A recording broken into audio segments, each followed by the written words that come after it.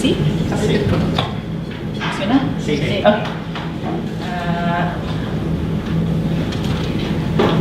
Hola.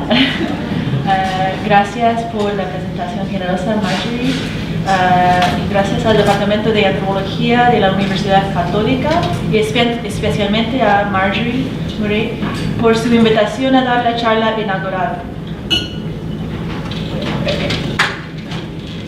He tenido la oportunidad de estar en conversación con Marjorie y los otros profesores de antropología desde el comienzo de su establecimiento como programa en la Universidad Católica. Así que recibí esta invitación más bien como una invitación para seguir creando nuestra comunidad o barrio intelectual. También la invitación tiene otro significado profundo en el sentido de que me formó como antropólogo acá en Chile, haciendo trabajo en terreno, primero en La Pincoya, donde aprendí a estar atenta a lo cotidiano, sus labores de amor y sus lados oscuros. Así que es realmente un placer de volver después de 6 años y muchos cambios, giros por Corea y la historia de guerra y desplazamiento de mi propia familia, volviendo acá, que podemos decir es otro lugar de intimidad que forma parte de mi biografía. Antes de empezar la charla, quiero compartir las palabras de los estudiantes de antropología del programa de la Universidad Católica. Me enviaron este texto breve manifestando su consternación sobre la situación del Machi Celestino Córdoba. Son sus palabras. Ante la huelga de hambre por más de 100 días del Machi Celestino Córdoba, dispuesta de forma temporal, como estudiantes de antropología queremos expresar nuestro apoyo para él y su familia. En relación a esto, reprochamos gravemente la indolencia de las autoridades chilenas que no ponen en valor los mundos indígenas y continúan criminalizando y reprimiendo la causa mapuche.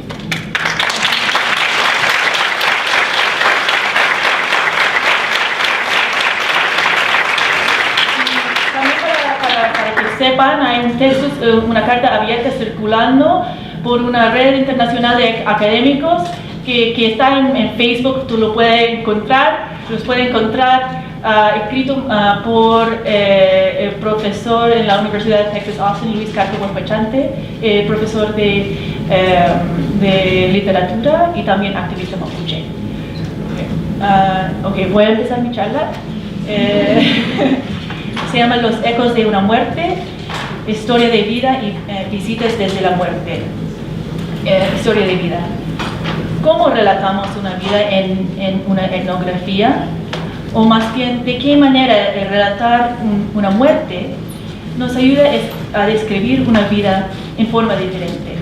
En ese artículo, relato cómo la muerte de un hombre joven reflejó en ese barrio de bajos ingresos en Santiago. Lo hago relacionando los efectos que rodean sus ausencias y sus visitas en sueños y todas las historias aledañas de visitas de los muertos que fueron parte integrante. Al hacerlo, también intento describir un método que permite relatar una vida y una muerte, de manera que se aparten de la metodología de relatos de vida o el género de las historias de vida. En lugar de tratar de reconstruir la biografía de un individuo, el trabajo de la descripción etnográfica aquí es permitirse escuchar los ecos de una muerte en las vidas de los otros. Es a través del ser llevado por ecos, algunos resonantes y otros disonantes, de algunas vidas próximas las unas a las otras, que podríamos llegar a cómo ver la muerte, ver cómo la muerte se relaciona a una muerte, como la vida se relaciona con una vida.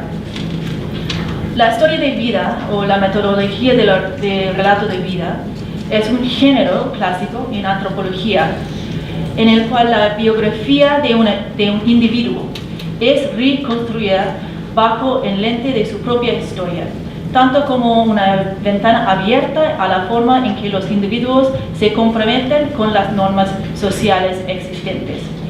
la historia de vida de Sidney Mintz, el famoso antropólogo fundador de nuestro departamento de antropología de Johns Hopkins, sobre Don Tasso, un trabajador de caña de Puerto Rico, de alguna manera ejemplifica este género.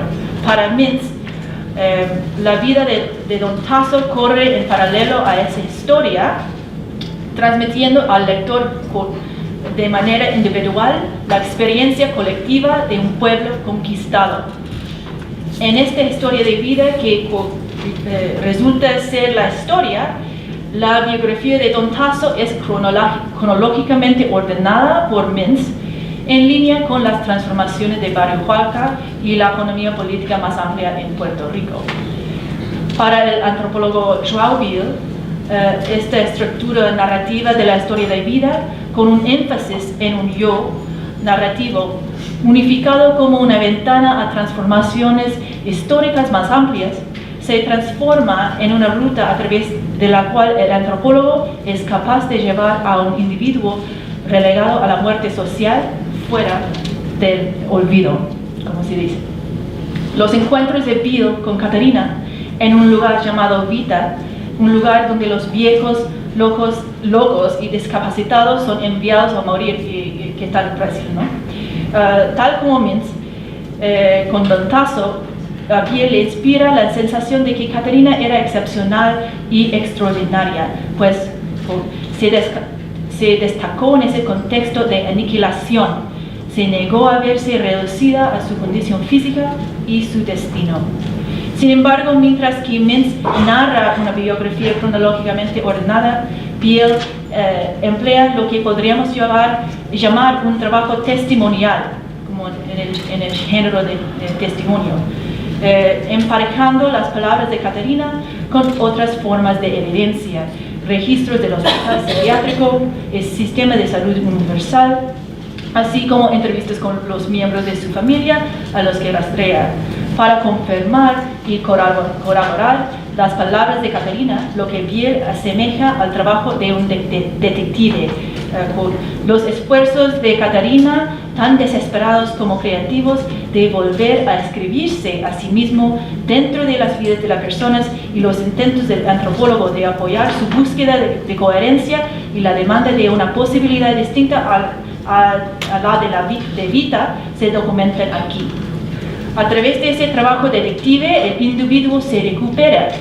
Sus palabras reciben coherencia al ser corroborados por la evidencia documental. En cierto sentido, se le ha otorgado un lugar mediante la escritura dentro de su familia y la ciudad-estado que la hizo morir.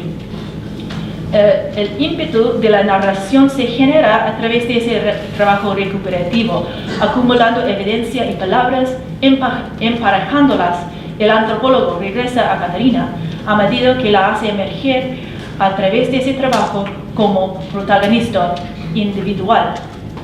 Pero hay alguna forma de relatar una vida de una manera que no reconstruya al individuo sin dejar de reconocer la importancia de la especificidad de esa vida.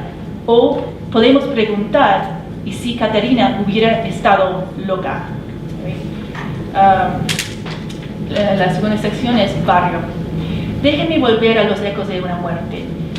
Este artículo dibuja desde un trabajo de campo en un barrio de bajos ingresos en Santiago, que ha estado bajo ocupación policial por cerca de 15 años y que está marcado por la privación económica, economías informales de tráfico de drogas, robo y encarcelamiento.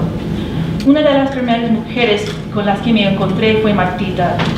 Unos pocos meses antes de conocerla, su hijo Camilo había sido asesinado por la Brigada Antinarcóticas de la PDI durante un allanamiento.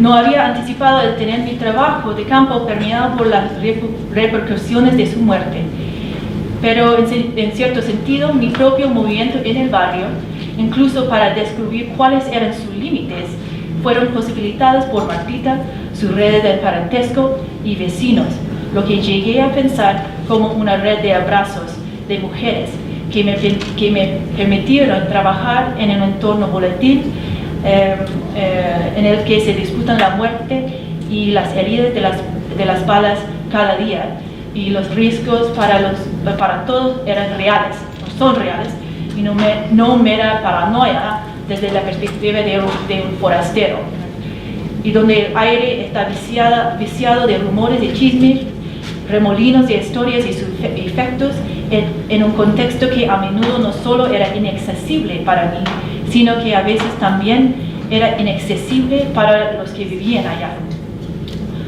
La red de abrazos me permitió caminar y escuchar. Por lo tanto, la escala de mi estudio fue el barrio, tal como remarca Richard Reckman, el antropólogo psiquiatra. Richard Reckman, el verdadero nivel colectivo de las vidas como lo vivido no es un hecho. El barrio, los parientes, la gente con la que vives, ellos comparten el mismo espacio, respiran el mismo aire, viven las mismas contradicciones y así sucesivamente. Ellos se ven afectados, aun si es de diferente forma, por las mismas cosas. A través de esta etnografía de un barrio fui llevada por los ecos de la muerte de Camilo en las vidas que eran próximas a él, su madre, su hija, su novia, su suegra y otros parientes extendidos, el barrio, así como por la proximidad de las instituciones estatales, específicamente en una oficina municipal dedicada a representar a las víctimas de crímenes violentos, como aquellos policías que rondaban el territorio que delimitaba el barrio como una unidad de administración estatal, y más distantemente con abogados de derechos humanos del Ministerio de Justicia y el Ministerio de Interior, y los médicos del hospital psiquiátrico y clínicas privadas donde algunas de mis amigas recibían tratamiento para la depresión, enfermedades cardíacas y diabetes. Al mismo tiempo, simplemente era absorbida por el flujo de la vida cotidiana, sentándome con Martita en su casa, pasando tiempo con su nieta y su nuera en la casa que éstas compartían con su madre, padre, abuelos y hermanos, acompañándolas al cementerio, pasando tiempo en la tienda de comida rápida de Martita que había dirigido con su hijo hasta su muerte, tomando el sol con sus vecinos, vendiendo kebabs para una colecta para comprar pañales adultos y cremas para el hijo de un vecino tetrapléjico después de recibir una herida de bala en el cuello.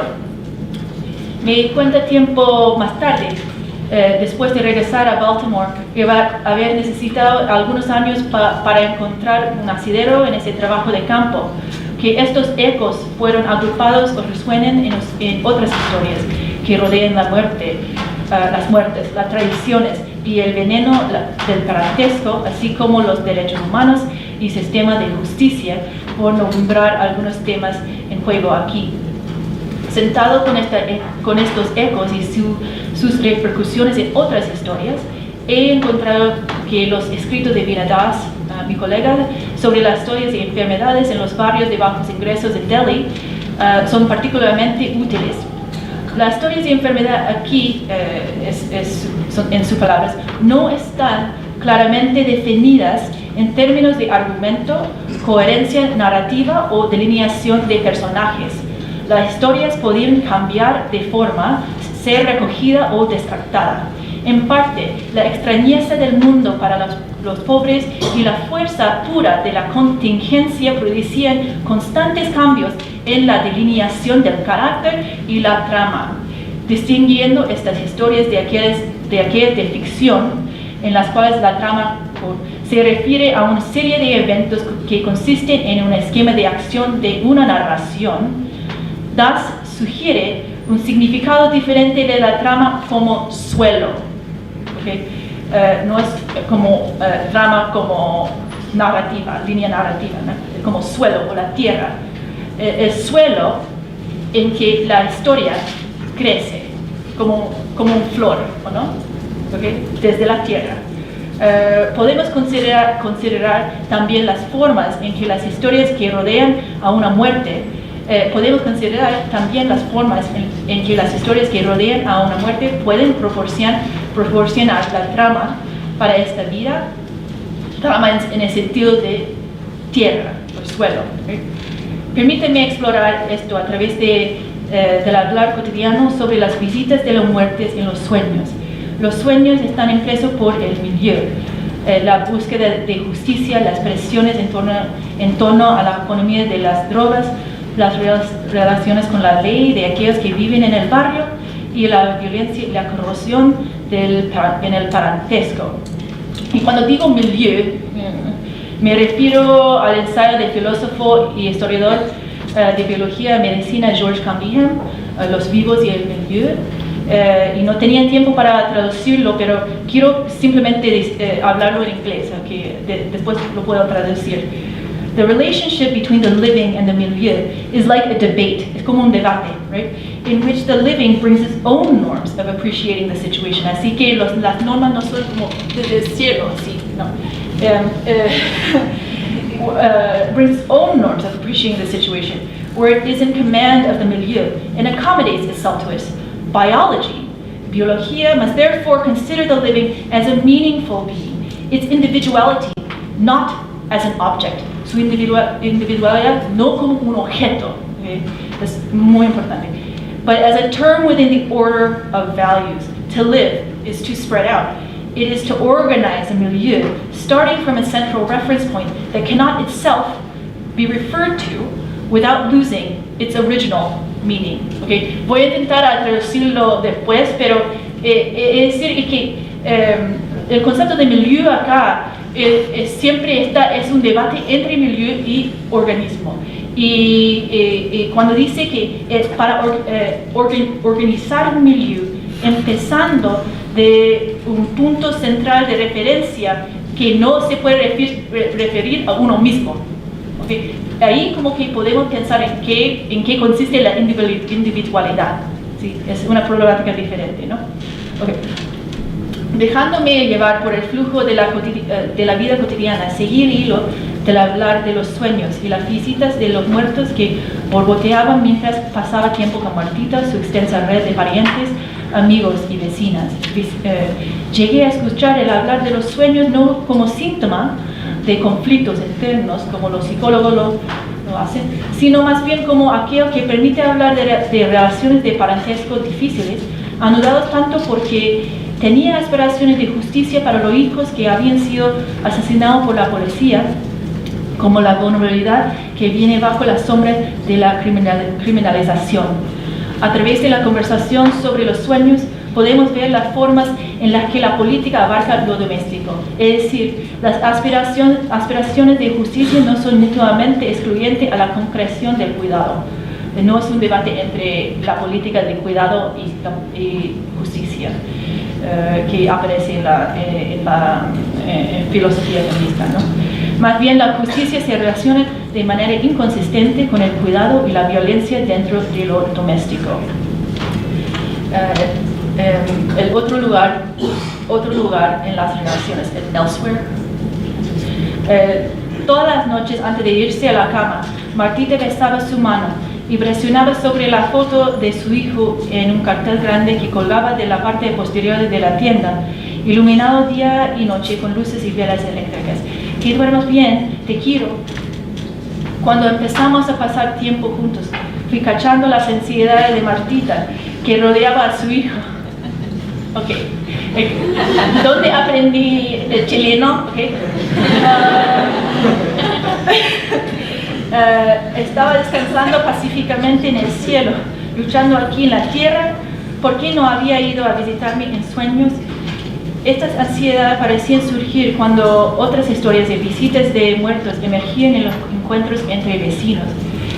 Caminando junto a la casa de Martita, Soledad se detuvo para saludarla y a través de los barrotes de la tienda, donde estábamos mirando hacia la calle, viendo a las mujeres ir de un lado a otro haciendo mandados y a niños corriendo con perros. Martita me presentó a Soledad diciéndome que la policía también había matado al hijo de Soledad, los carabineros. Soledad continuó la oración 2 años atrás. Ella se vuelve hacia Martita. Soñé con mi hijo anoche. Pocas veces que he soñado con él. Sí, una vez soñé con él. Justo cuando fue matado por los carabineros. Él estuvo acostado en la cama y durmiendo. Y vi su cara limpiecita, bonita. Estuvo con una sonrisa y digo que bien, que mi hijo está descansando. Martita responde, soñé con Camilo una vez, pero no estuvo durmiendo, estuve conversando con él. Él estuvo sentado aquí. Ella señala las sillas de verde de plástico que estaban en la tienda.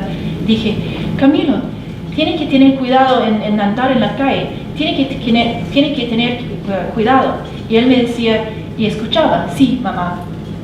Martita giró hacia mí para contarme que el caso del hijo de Soledad estaba siendo gestionado por el mismo abogado de la Corporación de Derechos Humanos en la municipalidad. Lo que fui a entender más tarde es que esta no es la Corporación de Derechos Humanos, sino la Asistencia para Víctimas del Delito del Fondo Nacional de Seguridad Pública, creado por el gobierno previo de Piñera.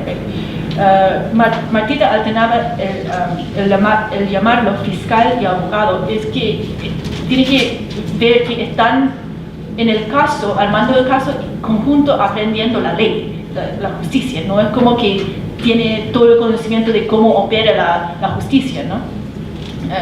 Diciendo que este abogado fiscal era bueno, muy bueno. Soledad tomó las manos de Martita en las suyas y dice, es que no me fijo en ese proceso, lo dejo caminar nomás, porque igual es lento por la justicia militar. Tengo que seguir con la vida y no puedo estar encima de ellos. Uno pierde el tiempo. Es más más que la justicia terrenal, digo yo, es la justicia divina. Y digo que es Dios que juzga a todos. Por eso siento una tranquilidad, porque no creo en la justicia de abajo, creo en la justicia divina, en Dios. Las palabras de Soledad resonaron a lo que la antropóloga Samina Mullah encontró en su trabajo con víctimas de violación, quienes no seguían sus casos legales por el sistema de justicia criminal. Su estudio fue en Baltimore. Al contrario, se enfocó en lo que era importante, se dice just living en vez de justicia, just living. No hay una traducción muy buena para eso, no es solo vivir, es just living, right? Asegurando sustento económico que las alejaran de las formas de cuidado masculino. Es decir, lo importante no es definir totalmente por la justicia legal. Puede ser que lo importante es lo contrario de la justicia. Sin embargo, para Martita, la ausencia de las visitas de Camilo en sueños me parecía estar relacionada a una profunda ansiedad sobre el estado de su alma, la cual ella veía entrelazada tanto por la búsqueda de justicia como por el veneno de parentesco. Como me dijo más adelante, Camilo podrá descansar o estará todavía en la tierra, tiene cosas pendientes. Esa es la razón por la que no me ha visitado. Era junio, un día frío de invierno. El cielo gris me presionaba por todos los lados. Una sensación de asfixia iba a venir, acompañada de una imagen recurrente en mi cabello, que de repente se volvió completamente blanco cuando di la vuelta a la calle central del barrio donde vive Martita. Ella me estaba esperando en su casa, así que fuimos a ir a la casa de su amiga Blondie, a pocas cuadras donde tomaríamos el té. Nos sentamos en la mesa de la cocina de Blondie, fumando cigarrillos. Su compañero Néstor trae jamón y pan y el que acompañamos con nuestro té. Blondie viene de la mesa de la cocina a su bazar en el frente de su casa, hablándole a los clientes de su mesón. ¿Qué quieres? La tele está encendida en la sala de estar, donde el hermano de Néstor estaba tendido viendo un reality show. Martita había estado enferma todo el día, su estómago le dolía por los nervios. Mientras toma el té, sus ojos parecen cerrarse de vez en cuando como si estuviera a punto de quedarse dormida. Ella le dice a Blondie que la hermana de su marido había ido a ver una mujer y esta mujer dijo que la Camila le estaba yendo bien. ¿Qué piensas tú?, le preguntó a Blondie. Martita expresa su inquietante ansiedad que comenzó a cristalizar la noche anterior con la noticia de que un medium había entrado en contacto con Camilo. La noche anterior, mientras Martita y yo estábamos visitando a su nuera y a su nieta Vivi, la hija de Camilo, que había nacido después de que este fuera asesinado. Ana le dijo que don Pedro, el ex marido de Martita, había venido a visitar a la nieta, relatando la historia de la mujer de Maipú que había visto Camilo y a quien éste le había contado que estaba bien. Martita estaba claramente perturbada y su cara se oscureció, incluso cuando ella cambió el tema de conversación a asuntos triviales y cambiando el foco hacia su nieta Vivi. Aún así, cuando estábamos a punto de dejar su casa, la abuela de Ana reiteró la misma historia sobre la medium. Martita respondió escuetamente: no creo en esas cosas hueonas. Camilo ni siquiera la conocía. Ella aquí se refiere al lado de la familia paterna de Camilo. Ana también reiteró que ella no conocía a Camilo. La abuela insistió: pero es como la mujer que sale en la mañana y puede comunicarse con él, ¿ve? En televisión todos los canales grandes tenían un programa dedicado a la comunicación con los muertos, medium, la psíquica, estos espectáculos que se enmarcaban alternativamente en torno al análisis forense de la muerte, para que los muertos puedan decir qué sucedió exactamente, pero también enmarcados en torno a la muerte prematura, para que los parientes tengan la oportunidad de anticipar la muerte, decirles adiós y saber que ahora están descansando en el cielo, teniendo la oportunidad de abandonar el mundo como corresponde. Martita solo la mira. La abuela dice: ya Martita, que está bien, chao, chao. Parece que sabe que ha ofendido a Martita. Las palabras de Martita, Camilo ni siquiera los conocía. Al lado paterno de la familia, parece mostrar la lucha por definir el lugar de los muertos en las relaciones de parentesco. ¿Quién afirma que los muertos son nuestros? ¿Quién son nosotros? Pero al volver a aparecer esa historia para Blondie, junto con los nervios de Martita, también reveló el estado incierto de los muertos. ¿Realmente hizo contacto? ¿Está bien? ¿Está sufriendo? Blondie le respondió a Martita: mira, ¿por qué ella se presentó a esa mujer? El verídico sería si tú te presentas a la mujer en Maipú. No, en realidad lo más verídico es soñar con él, que él se presenta en tu sueño. Quizás no quiere molestarte porque sabe que ahora está poniendo tanto esfuerzo para él. Y cuando llegue la justicia, capaz que llegue él. Te das las gracias por haber luchado tanto. Tú eres cristiana, tienes que pensar que está bien, porque está en el cielo. Los que estamos en la tierra somos los que sufren, nos pisan. No sé, creo tanto en Dios. Dio un giro para contar la historia de las visitas de su padre en sueños. Déjame contarte. Algunos días después de la muerte de mi papá, soñé con él. Estuve en un ferrocarril, con todos los asientos aquí. Arriba veía un carro con vacas y animales, otro lleno de frutas. Y mi papá estaba sentado un poco más allá en el asiento. Me acerco a él. Papá, ¿dónde está viviendo? ¿A dónde va? Hija, estoy viviendo al frente en el barrio. Oye, papá, ¿te compro una frutita para que la tenga en la casa? No, hija, no se preocupe, hija. Tengo todo lo que necesito. Estoy bien. Y me hizo esto. Y ahí desperté. Así que sabía que él está bien en el cielo. Pero con mis hermanas, él estuvo sentado en la cama de cada una y les decía: ¿por qué me mataron tú y tu hermana? Me mataron tú y tu hermana. Con Dios como mi testigo te juro. ¿Sí o no, Martita? Mi hermana chica llegó aquí y se sentó a esta mesa para contármelo. Blondie luego describió la agonizante batalla que implicó el cuidado de su padre mientras moría de cáncer de esófago, entrelazando los sueños sobre su padre con un recuento de las traiciones y tensiones en sus relaciones familiares. Mi papá tenía cáncer. Cuando recién fue diagnosticado, tuve un sueño con él.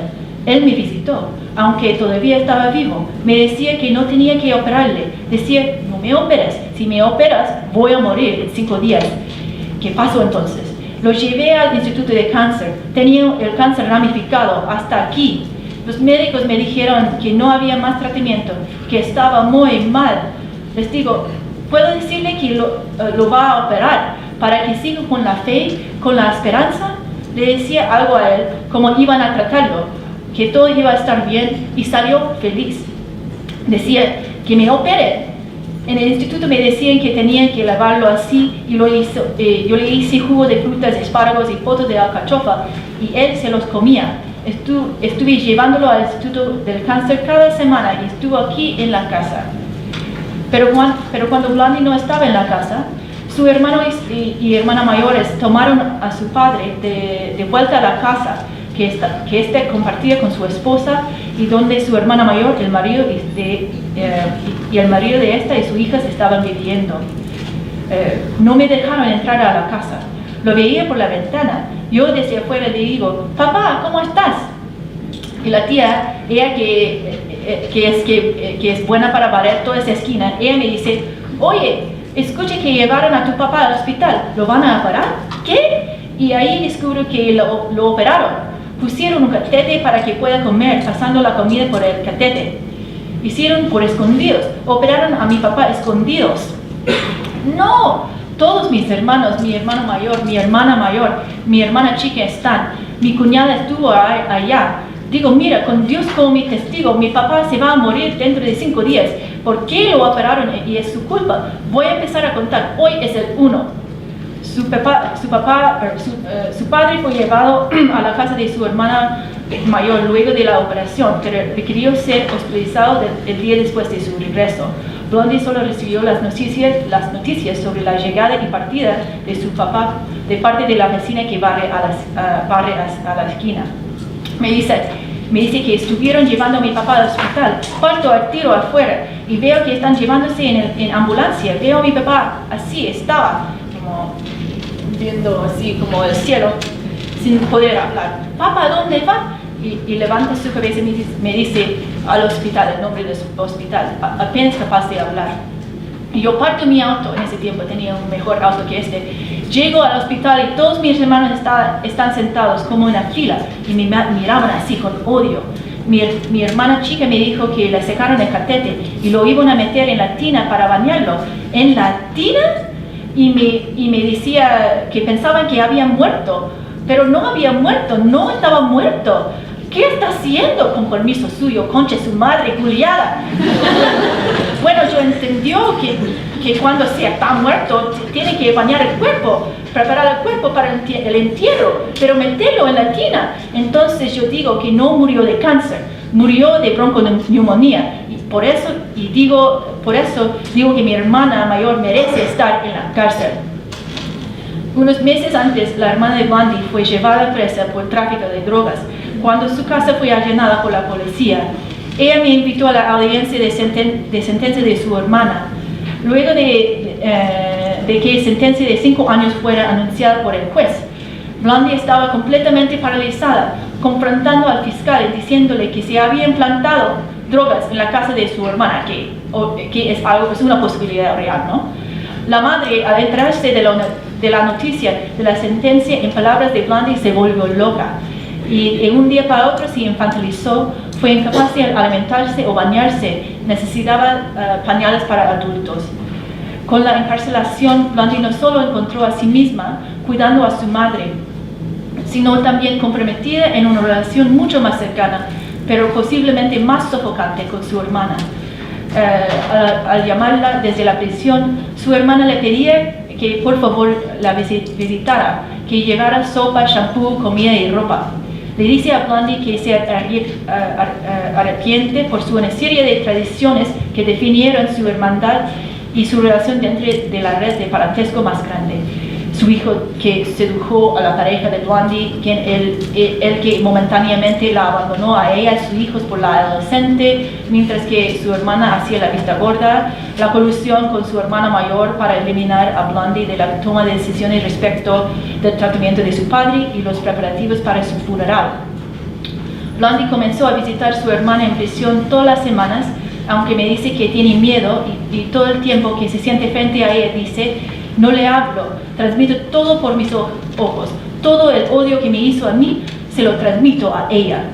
Es como si intentara separarse de su hermana, pero al no hacerlo, me reitera en varias ocasiones, te juro que no siento pena por ella. Sin embargo, cada semana se ve obligada a visitarla. Es algo que me nace, dice. Cuando Blondie se levanta para atender otro cliente, Martita me comenta, Blondie tiene una vida muy sufrida. No le dejaron velarlo, su padre. Su hermano le pegó. Blondie regresó. Estuvo retomando el hilo. Estuvo agonizando. Todos hacían cola para entrar a verlo en el hospital, porque veían que estaba muriendo, así que me puso en la cola. Estuvieron entrando todos los hijos y los niños para despedirse, pero cuando estuve a punto de entrar, mi hermano me cierra la puerta en la cara, ¡pum! Y no me dejaron entrar. Volví a sentarme afuera y estuve llorando y llorando. Estuve aquí con mi cuñado. Una viejita que estaba sentada al lado de mí me dice, ¿por qué lloras? Y me toca así. Mi papá se está muriendo. ¿Dónde está su papá? Está aquí, pero no me dejan entrar. Vamos a hablar con el guardia para que la dejen entrar y diga que usted es su hija y tiene que estar presente. Si es su hija. No le dije. Quiero evitar problemas. Por suerte estaba sentada ahí y veo que lo están metiendo en una camioneta con la silla de ruedas, con todo. Lo corrieron hasta aquí, mientras ella está dibujando en una servilleta. Sus parientes habían movido a su padre hacia otro corredor y desde ahí lo estaban llevando fuera del hospital. Salgo y voy corriendo al frente, casi me atropellaron. ¡Papá!, estoy gritando. Y cuando llego a la camioneta me abrazo así de fuerte. No quería soltarme, como de despedida. Era un esqueleto. Volví a la casa. En el hospital quería evitar problemas, pero aquí no. Mi cuñada estaba en la puerta de la casa de al lado. La pegué y le dije que no quería verla más aquí. Hasta hoy no aparece en la casa de al lado. Entré y mi papá estaba en coma y yo lloraba y lloraba. Le digo, papá, no te vayas, te necesito. Yo era la regalona de mi papá. Antes de su muerte me dio joyas y anillos de oro. Todo para mí, decía. Son para tu Chuco y Chuca, mis hijos. Tomaron esos anillos, sus hermanos de ahí, compraron su casa y todo lo que tenían. Yo lo abrazo y digo, papá, si me escuchas, haz esto. Muéstrame que me estás escuchando. Papá, no te vayas, no me dejas sola. Cuando despertó lo hizo así, con ojos abiertos mirando el techo, y después llegó. ¿Cómo se llama esto? Cuando está mejor, y Martita dice la mejoría de la muerte. Le dice a la hermana chica, ¿dónde está la polera de café? Mi hermana mayor decía a mi hermana chica que sacara esta polera y pusiera una blanca, pero mi hermana chica decía, es lo que el papá quería. Estuvo queriendo ponerse la polera café, porque para la Pascua yo le compré pantalones de café y una chaqueta de café, zapatos de café. Ya, entonces volví a la casa para descansar un rato. Mi hermana mayor, en vez de estar con él, salió y cerró la puerta con llave. Cuando desperté ya había muerto. Es decir, él murió solo. O sea, le dejaron morir solo. Cuando llegué todavía estaba con la piel tibia. Nadie quería tocarlo. Yo lo bañé y lo preparé. Le puse una camisa blanca, corbata blanca, con pantalones café y chaqueta café. Mi hermana quería ponerle otra chaqueta porque ella le había comprado la misma chaqueta, pero en color plomo. Y decía que no, que esto era lo que el papá quería. Mi papá no quería comprar un nicho, quería estar enterrado en la tierra. Mi hermana mayor compró un cajón de lujo, más de 2 millones de pesos, todo un show, porque en ese tiempo tenía una buena situación. Yo le digo a mi hermana que mi papá no quería un nicho, quería comprar un pedazo de tierra. Mi hermana mayor me dice gaste más de 2 millones de pesos en ese cajón, no va a durar nada en la tierra. Así es, para que vea cómo es mi hermana. Yo me endeudé, pero compré el nicho, y lo peor de todo es que no me pasaron las llaves. Ni siquiera puedo entrar al nicho. Eso me llegó a mí, me afectó. Así que cuando lo visito, lo llevo scotch y pego las flores en el vidrio del nicho. ¿Recuerdas, Martita, por el 18 cuando hicimos todas las decoraciones con los petales de flores muy lindas? Y a la semana siguiente, cuando murió la guagua arriba, en la población, llegamos al cementerio para enterrarla y mis hermanos habían sacado todas las flores. Y otra vez soñé con mi papá. Estuve caminando con mi hermana chica en Santa Rosa y veo a mi papá. Me estuvo mirando desde lejos, pero mi hermana no lo veía. Yo le digo a mi hermana, está. Y ella me dice, no veo nada, pero yo lo veía y es porque me está protegiendo a mí, no a mi hermana. Por eso mi hermana no podía verlo. Cada noche antes de acostarme le rezo a mi papá y a Camilo. Pido a Camilo que cuide a su mamá porque está luchando por él. Y le rezo a mi papá que me protege. Mi hermana también le reza a mi papá. Le pide que le saque de la cárcel, pero no puede soñar con él. Las visitas del padre de Blondie en sueños son parte integrante del medio o milieu en que ésta vive. Y sin embargo, la ansiedad alrededor de estas visitas y su carácter de sueño parecían indicar un profundo sentido de precariedad de la realidad misma. Como es sabido, Freud decía que los sueños son un espacio de lucha psíquica dentro del inconsciente del individuo, de modo que el contenido oculto latente del sueño se descifra a través del contenido manifiesto. Al heredar esa lucha psíquica dentro de la metafísica islámica, la antropóloga Stefania Pandolfo explora el sueño como una escena otra localidad u otro lugar, el Barzakh, que es la zona intermedia entre los muertos y los vivos, en la cual, según Silazan, uno de sus interlocutores en su trabajo en Cráneo, dice, el alma se desconecta de la persona durante el sueño y entra en contacto con las cosas pasadas y las cosas por venir. Y que según Lacan, es una zona límite en la cual el sujeto es golpeado y se hace sentir un poco más allá. Se hace sentir que el sujeto no está en casa, que viaja afuera, más allá de cualquier posible reapropiación autobiográfica, al único lugar donde paradójicamente puede estar en casa, pero en un modo ausente. Aquí, en el campo de los sueños, tú estás en casa.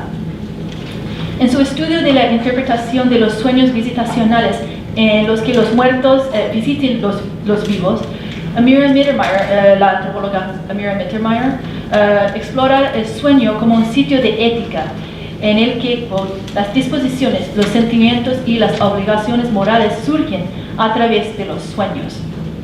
Atando el sueño y la vigilia, el día y la noche, el sueño instruye a los soñadores respecto a cómo deben actuar en su vida cotidiana. Los sueños visitacionales tienen un estado de verdad. Las palabras de los muertos en los sueños son siempre verdaderas, porque residen en el reino de la verdad. Así que los sueños presentan imperativos morales, pueden ser vinculantes y comprometedores. Los sueños pueden hacer cosas y hacer que los soñadores hagan cosas. Mittermeier muestra esto a través de los casos en los cuales las visitas de los muertos obligan a orar por los mismos, dar limosna o emularlos en términos de seguir una vida piadosa. En el relato de Blondie sobre las visitas de su padre en sueños, que se cuenta en el contexto sobre la violencia de las relaciones de parentesco y la asfixiante concreción del cuidado de su hermana encarcelada, una ruta diferente o la imaginación de un otro lugar revela por sí mismo un sentido diferente de verdad. Esto que es el otro lugar no reside afuera o en un más allá de lo cotidiano, sino que está plegada en la misma vida cotidiana, en los oscuros rincones y grietas de las relaciones de parentesco. Contiguo a o plegado en el tiempo y el lugar de la vida cotidiana, se podría decir una modalidad alternativa de la vida cotidiana. Las visitas de los muertos autorizan lo real, permitiendo que las tensiones, y amenazas existentes en las relaciones de parentesco se expresen a través de otros, como los amigos íntimos, así uno mismo. Vemos ese tipo de luchas sobre la autorización de lo real en el agonizante relato de Blondie, sobre las amargas peleas suscitadas por el cuidado de su papá, su padre, mientras este moría, sobre las conflictivas visiones de cómo y cuándo dejarlo ir, y sobre cuáles son los deseos de su padre en relación a su vida, su agonía y su muerte. Es por eso que veo las visitas de los muertos en términos de la precariedad de la realidad, en que la lucha por sobre lo real está arraigada en el propio parentesco, con todos los impulsos contradictorios que implica este. Aquí, en contraste con una visión de los sueños como la emisión de imperativos morales claros en relación a una buena vida, o con el estado de una verdad inquebrantable, el sueño refleja, o mejor dicho, se entrelaza con lo cotidiano, en el cual la ética abarca, en las palabras de la filósofa de Wittgenstein, Cora Diamond, nuestra vida como un todo. Tal como llegué a ver como Martita y sus amigas y parientes lejanas cuyos hijos también habían sido asesinados por la policía, el sueño como una modalidad de la vida cotidiana que transmite la precariedad de la realidad, permitía dar expresión a los casos en los que las ansias de justicia se hallaban enlazados con los amargos compromisos con el parentesco. En el caso del padre de Blondie, las luchas por la autorización de lo real ocurren en el contexto de la experiencia de la enfermedad, en la que la muerte y la enfermedad destabilizan las categorías sociales se dan por sentadas. En el caso de Martita y Beatriz, la madre de Ana, la novia de Camilo, vemos cómo la violencia estatal y la violencia en el hogar son aspectos del mismo milieu. Justicia enlazada con el parentesco. Casi todas las tardes o noches Martita visitaba a su nieta Vivi, pasando tiempo con quien fue la compañera de Camilo, Ana, y su madre Beatriz, junto a su hermana, el novio de su hermana y los abuelos de Ana. 2 meses antes de que Camilo fuera asesinado por la PDI, el hermano mayor de Ana, Néstor, fue asesinado por carabineros. Durante el mismo tiempo de estar embarazada con Vivi, cuando fue atrapado robando neumáticos en un barrio de altos ingresos. Como Beatriz me relató, Néstor había tomado prestada una camioneta perteneciente a una compañía de internet que usaba un amigo y estaba echando los neumáticos a la camioneta cuando los carabineros lo detuvieron. Aunque él salió fuera del camioneta con sus brazos arriba, Carabineros le disparó, de todas formas dándole en el abdomen. Una mujer desde lo alto de un edificio tomó un vídeo de los disparos en el cual Néstor, tirado en el piso desangrándose, tomó una de las piernas del oficial de Carabineros que se hallaba de pie junto a él, aparentemente pidiendo ayuda.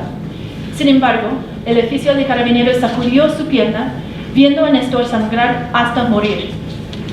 Néstor y Camilo fueron enterrados uno al lado del otro, con una lápida compartida en las que yacen sus fotos en un marco de doble bisagra.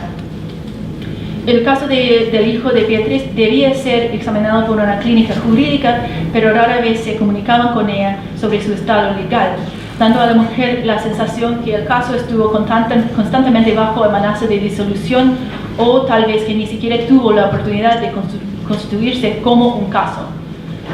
La angustia sobre el limbo de su caso, de su hijo, se expresaba en chorros o pequeñas explosiones, súbitamente alternadas por las preocupaciones cotidianas sobre encontrar un trabajo, lo que pensaba que podía sacarla de la depresión que había vencido a su cuerpo y también le permitiría tener un sustento más allá de la tienda de comida rápida que manejaba su esposo y hijas.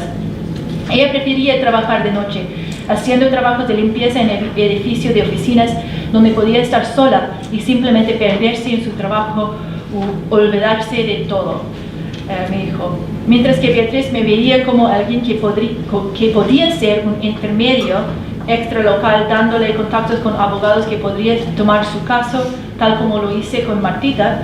Ella pareció evadir el tema de encontrar diferentes abogados para el caso de su hijo, a pesar de registrar su descontento con las historias de corrupción entre los abogados, el fiscal y la policía. Mientras más tiempo pasaba en la casa de Beatriz, un contexto más grueso comenzó a revelarse por sí mismo, uno del que Beatriz no me refería directamente hasta mucho después. Mientras nos quedábamos sentadas en la noche con Martita, las hijas de Beatriz y la nieta Vivi compartiendo chismes del barrio, jugando con los nietos, hablando sobre el romance y las tradiciones de los hombres, todo eso como... ¿Cuándo conoció a su pareja? Como ha tenido varias. Eso que Beatriz sería llamada a su teléfono celular, solo responde, diga, y saliendo de la habitación. En otras ocasiones era Ana la que contestaba el teléfono y le decía a su madre, el guatón estaba llamando, y Beatriz inmediatamente se levantaba e iba. Comencé a sentir que Beatriz y su familia estaban limitando cuidadosamente lo que permanecía dentro de lo doméstico y aquellas intimidades que podrían entrar a hablar conmigo. Fue Martita, sin embargo, quien en un momento de frustración con Beatriz, por no presionar a la clínica jurídica sobre el estado del caso legal de su hijo, me relató en su auto en el camino de regreso a su casa. No debería decírtelo, porque no me corresponde decírtelo, pero déjame que te cuente, para que sepas con quién estás tratando.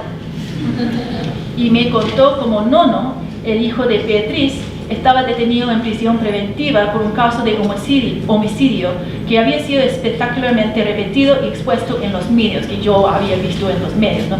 Ella comentó amargamente que Beatriz había llevado a Vivi a ver a Nono en la prisión, junto con los dos hijos pequeños de este. ¿Por qué se llama la niña para allá?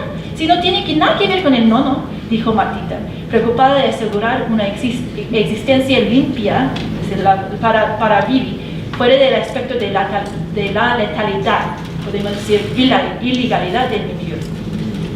Los chismes de Martita que rodeaban el cuidadoso trato de Beatriz al enmarcar las fotografías de sus dos hijos y su manifestación como casos legales recíprocos, marcando un límite que ella continuamente buscó asegurar en relación a la ley y en relación conmigo, la extraña, como si la legitimidad de su caso de su hijo, Néstor, se hará contaminado por la relación de parentesco con su otro hijo mayor, Nono, que cursaba cargo por asesinato. Es decir, que la pureza del estado de la víctima, requerida por la ley, se viera comprometida por el enredo en el parentesco y un medio marcado por la criminalización de la ley. Durante meses, nosotros participamos en una ficción de dos biografías, con Beatriz recibiendo llamadas telefónicas y retirándose rápidamente de la habitación usando un apodo para su hijo, mientras yo fingía no darme cuenta y mientras notaba cada vez más los esfuerzos por apartarlo. Al mismo tiempo, en las reuniones vespertinas con Martita y la familia de Beatriz, Martita expoliaba y fustigaba esa ficción de maneras indirectas en mi presencia. Le mencionaba a Beatriz detalles minúsculos, cualquier avance en caso legal de su hijo, relatando cómo la trabajadora social le había dicho que el alcalde tenía un ojo especial en el caso, que él personalmente vería un abogado con peso fuera designado, o cómo a través de un amigo que era un abogado de derechos humanos en el Ministerio del Interior, ayudé a Martita a contactarse con un abogado criminalista de buena reputación que aceptó tomar el caso de su hijo de forma gratuita. A través de las repetidas charlas sobre el desarrollo del caso legal, lanzaba críticas sobre lo que veía como la posición comprometida de Beatriz. ¿En qué está el caso de Néstor? Clarita, ¿no puedes poner a Beatriz en contacto con tu amiga? Sí, la amenaza a lo común ocurre a partir de esos repetidos dardos, escurriendo una a otra vez los asuntos de parentesco en sus vidas. Fue después de acompañar a Beatriz a la clínica jurídica para discutir el caso legal de su hijo, que Bernarda me expresó los enredos de leyes y parentescos en los que se encontraba. Luego de una reunión intensa y conflictiva en la que Beatriz solicitó tener el archivo completo del caso de su hijo para llevarlo al Departamento de Derechos Humanos, la Unidad de Derechos Humanos en el Ministerio de Justicia, Beatriz me dice, mientras conducíamos de regreso: Clarita, sabía que yo tenía un hijo preso. Me sorprende de que de repente me está hablando de su hijo, que se ha mantenido en silencio en mi relación con su familia durante varios meses. Tenía esa duda, respondí. Es mi hijo. No, respondió. Escuché algo de un nono, pero no sabía quién era. Sí, él me ha llamado cuando usted está en la casa. Me cuenta que me llevará al juicio. Más tarde ese día acompañé a Beatriz al dentista. Ella salió una hora más tarde. Cuando yo estoy esperando en el auto. Okay.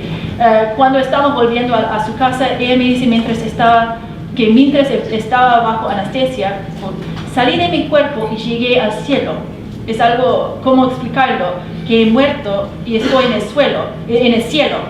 Me ha pasado 2 veces. Esta fue la segunda vez. Ahí en el cielo vio a su hijo Néstor. Solo veía su espalda y le digo al hijo: déjame verte, cuéntame cómo estás. Pero no me mostró su cara, no quiso darme un abrazo. ¿Por qué me tratas así? Te he echado tanto de menos. Estaba llorando, temblando, y me dice: mamá, hay que cuidar al nono, déjame solo. Pero hijo, se acabo de ver a los abogados. Pero no me respondió. Traté de tocarlo, abrazarlo, pero se fue. Una vez antes he soñado con él, pero estuvo contento, tranquilo. Ahora me dio la espalda, así que me siento para cagar. Está enojado porque no he estado encima de ellos, los abogados, porque está esperando justicia. He sufrido mucho, imagínense, primero con la leucemia de la Ana, la leucemia te hace sufrir mucho. Después con Néstor y el nono en la cárcel, pero ¿cómo puedo enfrentar a estos abogados cuando Nono está en prisión? Cuando se enteren de Nono, pensarán que Néstor llevaba un arma que amenazó a la policía y esa es la razón por la que recibió un disparo. Y con las visitas a Nono y las visitas al abogado de Nono no puedo estar al tanto de los abogados de Néstor. El cuerpo no me da. Pero no puedo conformarme con que yo no estaba ahí cuando estaba muriendo, que yo no estaba ahí, y empezó a llorar. Está dentro de mí, no sé cómo ponerlo en palabras. La charla de Beatriz fluyó a una descripción del sueño de la novia de Nono sobre el que le había contado el día anterior. Nono visitó a Mónica en un sueño, pero Mónica no podía ver su rostro. Estaba parado al lado de Mónica y ella le dijo que abrazara a su madre. Nono le dijo: no quiero que me vea porque va a llorar mucho, no quiero que me vea. La visita a Beatriz de su hijo desde la muerte y la visita de su hijo a su novia juntas dan expresión a los amargos compromisos que Beatriz ha tenido que hacer consigo misma en relación a las esperanzas de buscar justicia para sus 2 hijos. Atrapada entre las categorías de la ley de víctima pura y perpetrador puro, la adumbradora sensación tanto por la aplicación de la ley como dentro del barrio de que el delito o el mal corre dentro de la familia. También es un discurso de las propias de la propia persona que viven en ese barrio, que dicen que la criminalidad se va por el sangre. Beatriz recibe a su hijo alejándose como una súplica a desvincularse de las esperanzas y aspiraciones de justicia para su hijo muerto y así concentrarse en el hijo, pero que no puede todavía reconocer por sí mismo. Okay. Un extraño familiar, o podemos decir uncanny domestic, mientras que las visitas de los muertos y encarcelados mostraron cómo el parentesco quedó atrapado dentro de categorías jurídicas mutuamente opuestas y le dieron a Beatriz una oportunidad de distanciarse de sus esperanzas en la ley. Para Martita, la visita de Camilo reveló un extraño familiar, uno en que Camilo no es el mismo y ella no está en su casa. Pasaron los meses. Junto con el municipio y una organización de derechos humanos en el barrio que establecimos en el nombre de Camilo, organizamos una conmemoración que marca el primer aniversario de su muerte. Poco después de esa conmemoración, Camilo finalmente visitó a Martita en un sueño. Como cuenta Martita, soñé con Camilo anoche y nunca sueño con él. Solo una vez antes soñé con él. Él estuvo en la casa aquí, pero no era él. Es que físicamente era él, todo entero, pero su forma de hablar, de expresarse, todo cambió, era diferente. No con esa sonrisa. Estuvo enojado, no quería nada con la Ana y la hija. Estaba más enojada con la Ana. No quería ver a la niña. Le digo, pero hijo, la Ana ha sufrido harto por ti. Todos nosotros hemos sufrido mucho. Dijo, ¿y cómo veo que estás sufriendo? No la veo sufriendo. Así que imagínese cómo amanecí por la cagada. No sé, creo que hay un mensaje dentro del sueño. Nadie está preocupada de nadie en esta casa, la casa de la Ana. No estoy preocupada tanto por ellos, sino por ver si la niña, su nieta, la niña está bien. Esto me interesa. Todo el tiempo que estuvimos corriendo para allá, para acá, preocupadas de la conmemoración, ella, Ana, estuvo preocupada del cumpleaños de la Bibi. Lo único que quiero es que pase luego el sábado, porque no quiero escuchar más del cumpleaños. Por ejemplo, todos tienen que poner su parte, pero el Marco, el hijo mayor de la Martita, tuvo que parar el carro. Dijo, ¿y qué? ¿Van a tener fuegos artificiales para la niña? A veces pienso yo, no sé cómo puede haber sido tan ciego. ¿Cómo tan ciego, hijo? Como hablando a él. Es que cuando digo que mataron a mi hijo, también pienso que Dios lo llevó limpio. Lo salvó de toda la maldad de esa familia. Estuvieron llevándolo a este camino, exigiéndolo a proveer cosas que no pudo proveer. Él no había tenido ninguna otra alternativa que salir a robar o vender. Eso es lo que veía yo. Para cosechar tiene que sembrar. Si no siembre, ¿qué puede cosechar? 2 semanas después, Martita está barriendo la tienda, quitando el polvo de las vías de hierro sobre las cuales se desliza la puerta de la misma cuando está cerrada, envainando el frente de la casa con metal antibalística. Mientras barre, una bala deformada rueda sobre el piso de cerámica. Era esta otra bala de arma del oficial de ERTA. Coincidiría con la bala que mató a Camilo. Martita recoge la bala en una tela como para evitar marcarlo con huellas dactilares y la dobla cuidadosamente. Llama al abogado. El acto de barrer la casa se duplica con la colección de evidencias forenses y la casa es nuevamente doblada como la escena del crimen. Martita está nerviosa, se siente extraña ante el hecho de que la bala haya aparecido después de su hijo la visitó. Ella me dice, pienso para mí misma, ¿podría haber sido Camilo el que dejó la bala aquí para que yo la encuentre? En su etnografía sobre el suicidio y su manejo en el Ártico canadiense, la antropología Lisa Stevenson relata el caso de Sila, un joven cuya vida está rodeada por las historias de los muertos y los suicidios de amigos familiares. Sila le cuenta a Stevenson un sueño en el que ve a su amiga Linda, pero aunque querían saludarse, no podían. Stevenson le pregunta a Sila, ¿es que ella estaba tratando de decir hola, pero no podía? Sila responde, sabía que era ella, pero no era ella, no lo sé. Para Stevenson, las palabras no lo sé indican una epistemología completa. ¿Cómo sabemos y qué sabemos sobre los muertos? No lo sé. Sugiere que el orador no estaba completamente allí. se estaba mudando a otro lugar que llamaba a su convicción sobre lo que estaba diciendo en la existencia. Marca su ambivalencia sobre lo que significa saber algo y la forma en que la ambivalencia marca los contornos de su subjetividad, son sus palabras.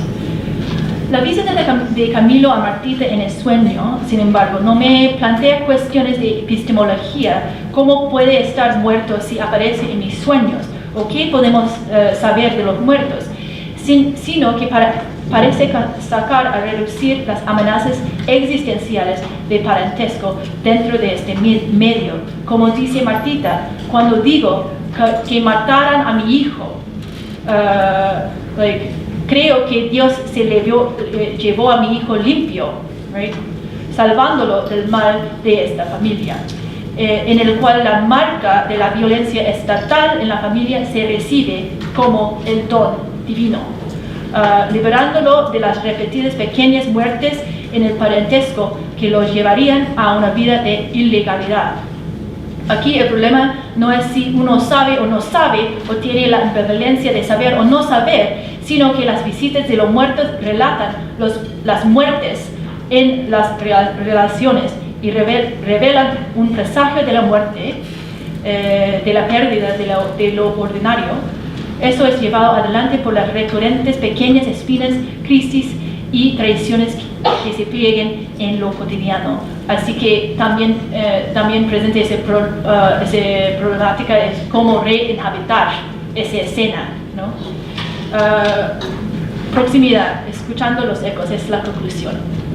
Permíteme regresar a cómo las historias de los muertos y las ansiedades respecto de la muerte pueden proporcionar una trama para la vida. En su escrito sobre la escucha, listening, Jean-Luc Nancy describe lo sonoro en términos de una proximidad móvil o dinámica en la cual el self emerge no como estable o fijo, sino más bien a través del mismo rebote de lo sonoro. En sus palabras, la presencia sonora siempre está en retorno y encuentro, vuelve refiriendo a sí misma, se encuentra a sí misma o mejor se cruza contra de sí misma, tanto en oposición como al lado de sí misma.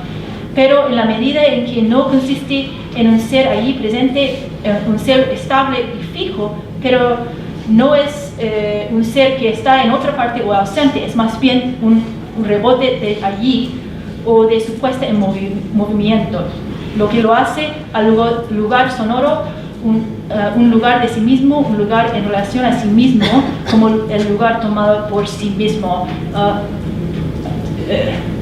Disculpa, es que es muy... Okay. El trabajo es como no simplemente presentarlo como en esa manera, pero en mi propia voz, ¿no? Pero es un work in progress, podríamos decir. Escuchar como un estiramiento a esta persona sonora, en su palabra, puede y debe parecernos no como una metáfora para acceder al self, sino como la realidad para ese exceso, una realidad en consecuencia indisolublemente mía y otra, singular y plural, tanto como es material y espiritual, significante y asignificante. Para Nancy, las condiciones de lo sonoro son la proximidad. Los sonidos a los que vuelva una y otra vez en su texto son el primer llanto del recién nacido que repercute en nosotros, o por la reconstitución resonante del útero, en el que un nuevo instrumento viene a resonar. Así, yo creo que es súper hermoso. Recibiendo del exterior solo sonidos, los cuales cuando llegue el día serán un eco a través de su llanto. La proximidad aquí es retratada como el nacimiento de lo nuevo, que sin embargo reverbera lo que lo rodea y precede a su nacimiento, y que existe en la medida que su grito repercute en nosotros. Al escuchar los ecos de una muerte en sueños, la realidad que es mía y otra es precaria, ya que varias voces intervienen para autorizar lo real. Las historias que evocan esta precariedad proporcionan en su agrupación la especificidad de una vida que podríamos decir que se encuentra en un punto angular de la constitución del individuo en el orden de la ley. Como podemos decir, el individuo como objeto, ¿no? Esto no es decir que la reconstitución del individuo en tanto sujeto legal no sea importante, particularmente en un medio marcado por la ocupación policial y los efectos desconcertantes de la ley. Pero esa biografía o historia de vida relatada en orden a la ley no corresponde a la única forma de relatar una vida o una muerte, y puede crear sus propios puntos ciegos en la propia presión de buscar respuestas a la pregunta «dime lo que sucedió», o para sacar a la persona fuera del olvido. En cambio, lo que he intentado escribir a través de los sueños con las muertes es la manera en que el sujeto legal, como víctima o perpetrador, y el cual aparecen las aspiraciones de justicia, se entrelaza con la letalidad y los labores de amor que constituyen el parentesco. Aquí, más que la constitución de un protagonista individual, el recuento de los sueños como resuenan en la vida de los demás revela aquellos aspectos del milieu que marcan la relación de los muertos con los vivos, así como la muerte de otro por parte de otros, que también puede ser de alguna manera mía. Gracias.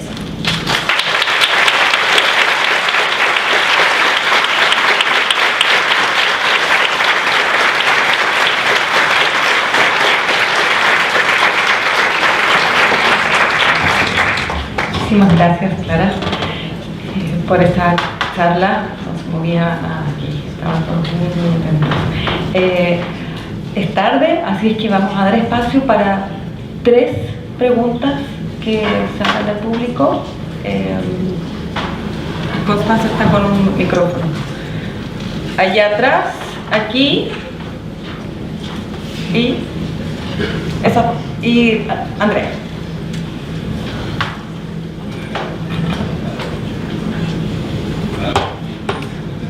No. ¿Aló? Ya, ahí sí. Hola Clara, muchas gracias por tu presentación. Mi nombre es Felipe Ragliandi, soy académico de la Universidad de Chile. Y agradecerte por visitarnos en nuestro país nuevamente. Mi pregunta tiene que ver con lo que hablaste hacia el final, la conclusión. Hablaste de escuchar los ecos de la muerte, ¿no? Entonces, me pregunto, ¿cuál es la tarea de la antropología, o tu tarea en este caso, frente a los ecos de la muerte? Se trata de escuchar, estudiar, estar, entender, describir. O también se trata de responder, ¿no es cierto? De buscar en el trabajo antropológico material para elaborar respuestas frente a los ecos de la muerte. En particular te lo pregunto porque son ecos que se escuchan en Chile, que es un lugar muy marcado por profundas diferencias de clase y otro tipo de injusticias sociales. Entonces quizás es una pregunta difícil, pero quería preguntarte por los compromisos políticos de tu trabajo. Si pudieras comentar un poco más. Gracias. Ok, súper buena pregunta porque es muy buena pregunta.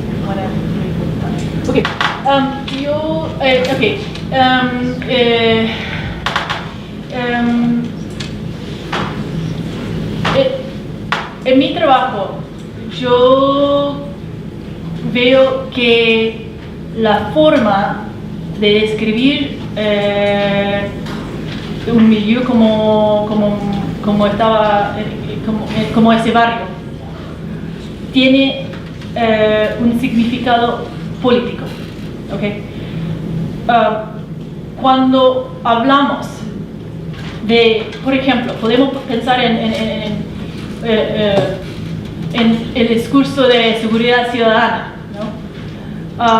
Y cómo fue la sociología, como la sociología, categorías sociológicas fueron absorbidas por ese discurso de seguridad ciudadana. Tenemos que tener mucho cuidado, ¿no? Okay. Así que por eso yo no quiero caer en la trampa, decir, ok,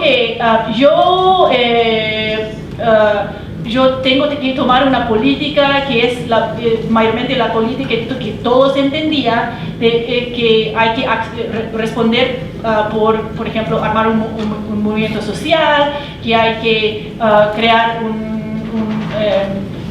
hay que tomar testimonios y presentarlos así en el libro y todo, y hablar de la desigualdad en esa población, que es obvio que existe en la descripción, ¿right? Pero cuando usamos cuando tenemos una perspectiva desde afuera, es decir, son barrios estigmatizados, zonas de abandono y todo. Básicamente estamos repitiendo la visión del Estado. Es la misma visión del Estado, desde afuera. Y eso también puede ser usados y reciclados en forma diferente en políticas totalmente en contra de la vivencia de las personas que viven en ese barrio. Por ejemplo, si tú ves los discursos de seguridad ciudadana, puede ver que siempre está citando a Louis Coahuat. Mira, es increíble que su categoría fue tan fácilmente absorbida a esa política totalmente en contra de la vida allá, ¿okay? Y totalmente en contra de cómo está relacionada los muertes con los vivos, ¿okay? Así que por eso yo veo que una respuesta que yo quedé con, por eso yo no pude escribir por mucho tiempo, porque tenía que pensarlo bien cómo lo hago, para no simplemente caer en esa misma trampa y también ver la forma de responder a través de mi etnografía, que no simplemente reifica ese individuo legal, aunque es importante para la persona que vive allá también. ¿Okay? Así que eso un poco de... El otro punto también es que yo creo que también es importante cuando hablamos de la pobreza, que no imponemos un modelo de la política que es la política encima de estos barrios, porque yo creo que el problema no es que no existe la política en ese barrio. Eso siempre escucho uno, no existe la política porque no hay partidos políticos, que no hay organizaciones comunitarias, ¿no? Pero también puede decir que quizás el problema no es con ellos, es con el modelo de la política que nosotros tenemos, ¿no? Así que yo creo que eso también es que hay que verlo cuidadosamente.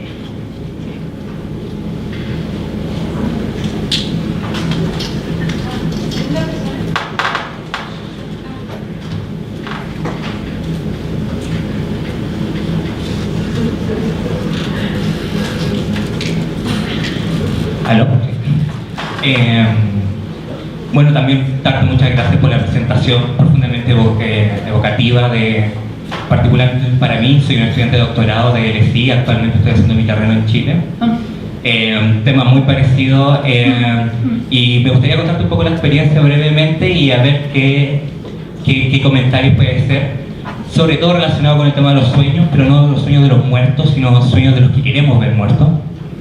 En terreno me encuentro con esta situación de este sueño recurrente que me cuenta uno de mis colaboradores, donde una persona que causó mucho daño, que era el esposo de ella, dentro de la familia, y que tiempo después va a desaparecer de la familia y va a ser expulsado de la casa,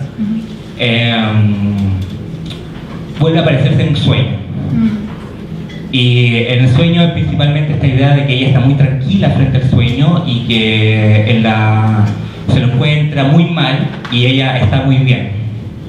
Y vinculado con eso está constantemente la idea de que ella quiere levantar, dentro de la idea de que declararlo legalmente muerto para poder quedarse con la casa, porque él es el dueño oficial de la casa donde ellos viven. Entonces esa era mi pregunta: ¿cómo pensando los sueños como un lugar ético y un lugar relacional, podemos pensarlo no solamente con aquellos que queremos construir las relaciones y que están muertos, pero sino con aquellos que queremos ver muertos? Yo creo que es interesante que yo creo que la pregunta más es como, que la pregunta puede ser cómo podemos recibir el sueño en general, ¿no? Es decir, cómo podemos, qué dice el sueño, no como síntoma psíquica, pero como estuve describiendo, como un otro lugar que está plegada dentro de lo cotidiano, ¿no? Así que los sueños de los sueños con los muertos y los sueños de puede ser de otros familiares que están vivos, todo está, ¿no?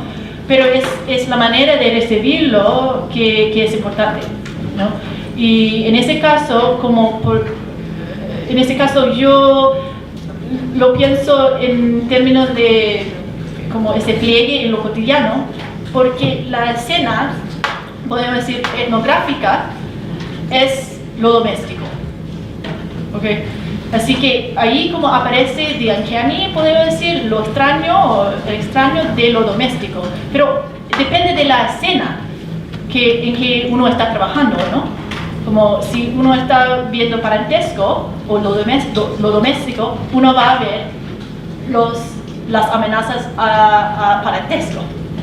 Si uno está trabajando, por ejemplo, en un mosque, puede ver otro tipo de, está en otra escena, ¿no? Otra escena, ¿no? Así que no es como el parentesco, pero quizá como puede ser, cómo podemos asegurar ser un sujeto fiel a la fe, ¿no? Así que también que depende de la escena en que uno está trabajando, ¿no?